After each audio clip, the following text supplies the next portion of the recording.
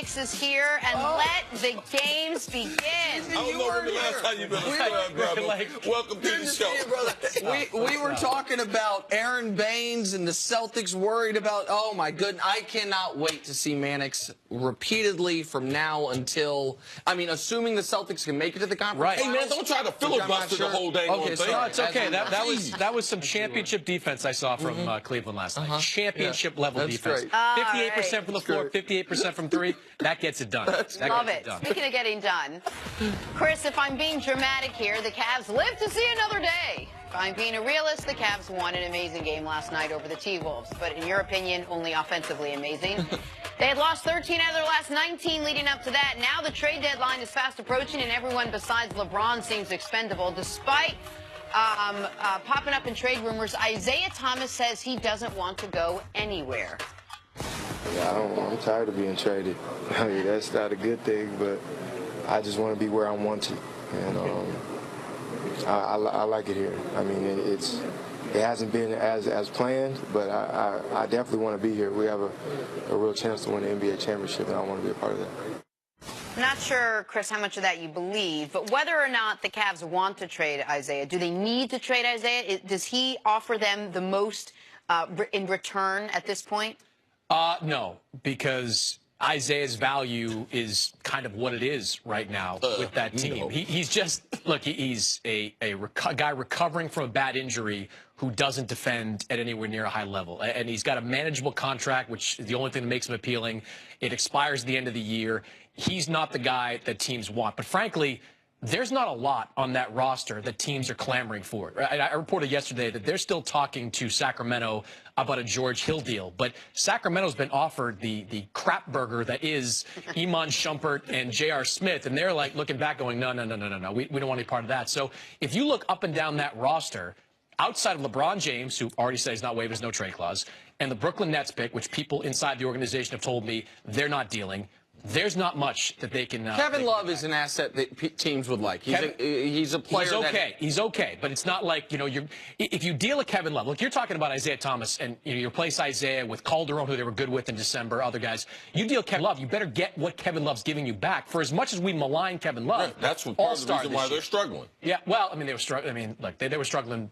I don't think that Kevin Love going out has led to them struggling, but he is a big part of what they do offensively, why they're so good. You better get something better than Kevin Love back in a deal. Right. I don't think they're going to trade Kevin Love. My point is he's a guy that if he were available, teams would like. He's an all-star level player. Well, he's available. Everybody's available on that team right now. It's just that they're not getting the kind of offers for Kevin Love right now that they got in the offseason last year. IT says, I'm sick of being traded. Sometimes you got to look in the mirror, man. Like everyone, when he and Boogie didn't get along in Sacramento, everyone blamed Boogie. And listen, Boogie's got some emotional issues. I think we all know that. But it looks like Isaiah Thomas can be a tough guy to be around. Then he goes to Phoenix. That blows up immediately. Works well in Boston when everything revolves around him. He goes to Cleveland, and best I can tell, since he's been playing, he's called out Kevin Love. He's called out the team as a whole. Yesterday, he called out the coaching staff. And he has been, on a per-minute basis, the single worst player in the NBA. So I agree with you. He's Other than that, though, he's not a big asset right now. But they might be better without him at the moment. Well, I don't think it's fair to criticize him the way he's done, because I believe that the injury is more traumatic than we know. And you're one of the few people that has been consistent. When you were first on this show, you said, listen, he's damaged goods. Obviously, Cleveland, they in the physical, his body showed to have more damage. They went back to Boston. Boston compensated them even more. But you thought that there was question if he'll ever return to the player that we had seen at least the last 2 years. And for me, I'm only going to criticize him so much until I see the player. So when you're not the player, you see the frustration. He's also playing for a contract. He's in a new environment. Being in Cleveland is not the greatest environment. Even though you might think LeBron is the greatest player, they have had locker room problems for a number of years. It's hard to be on the team with LeBron with the amount of tension. And imagine where IT is in his career, his own personal struggle. So he thought he had a home in Boston.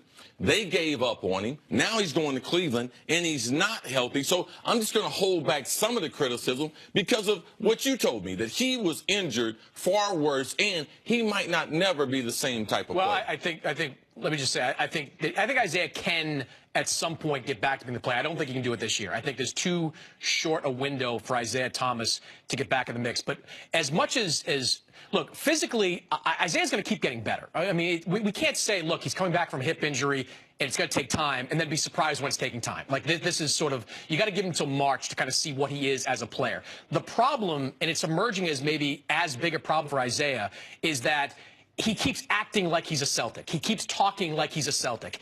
And that's chafed a lot of people in that locker room. Explain to me what that means. It basically means, you know, he's talking like he's the franchise player. He's the man on that team. He's saying stuff like, you know, when the going gets tough, we kind of go our separate ways.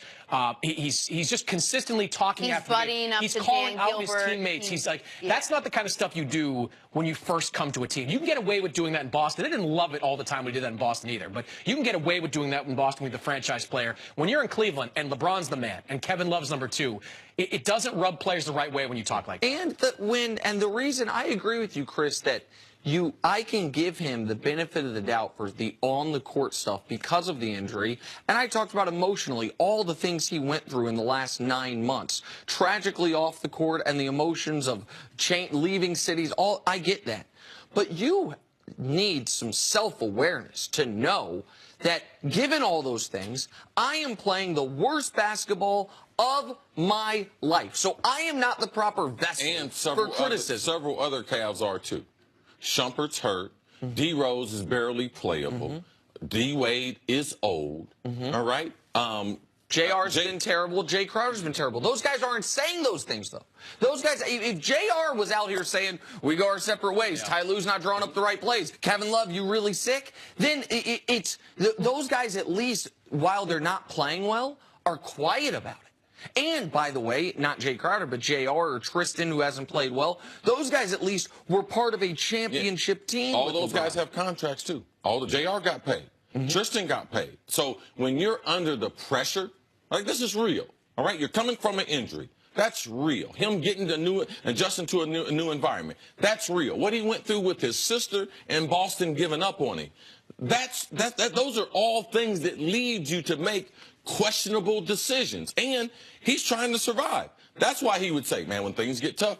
So you start to see those things when professionally you're not happy or you're not healthy on the court. Meanwhile, Chris, 3 o'clock is quickly approaching. We usually around this time, at least a couple days before, you start hearing things. We're not hearing much. Is this the kind of thing where maybe by 2:58 some big deal is going to kind of drop in the Cavs' laps? Or if we don't hear anything by now, it looks like it is what it is? I don't think so. And this is basically league-wide as well. I don't think anything major happens before the deadline. I do think that there is a high degree of probability that they get George Hill. I think Sacramento's trying to bleed them a little bit. I think the Kings, with De'Aaron Fox, the way he's emerged, they'd like to get off George Hill's contract for next season. I think that probably gets done before 3. But one thing that's stopping teams from making any significant offer, including Cleveland, is that there's a strong feeling that the buyout market this year is going to be more robust than it's ever been before. Because, you know, we know the top of the draft, what that looks like. And we know next year the lottery rules change. So this is the year that teams are bottoming out. Now, the NBA said, look, we're monitoring you guys with how you're tanking. You can't sit players.